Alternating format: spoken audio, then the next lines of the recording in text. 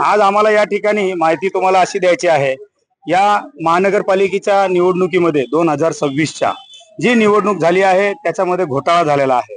तिथं bogus voting झालेले आहे आणि आम्ही या ठिकाणी बोगस वोटर लोक जे होते त्यांना पकडलं पण आहे आणि पोलिसांच्या ताब्यात सुद्धा दिलेला आहे.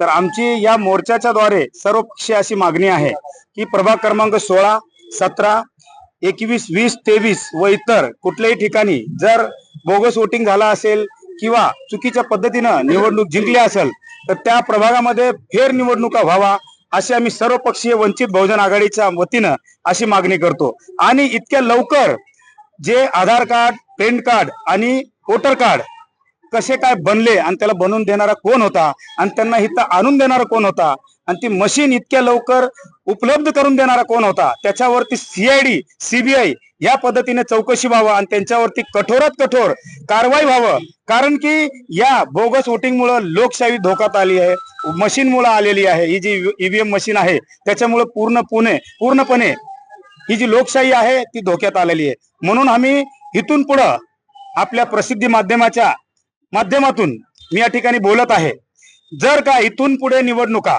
भिवंडीमध्ये EVM मशीनच्या द्वारे घेण्यात आले तर आमचे लोक त्या मशीनी फोडल्या तर आम्हाला बोलायचं नाही. जे काय तिथं काय प्रकार घडल त्याला शासन आणि प्रशासन जिम्मेदार राहील.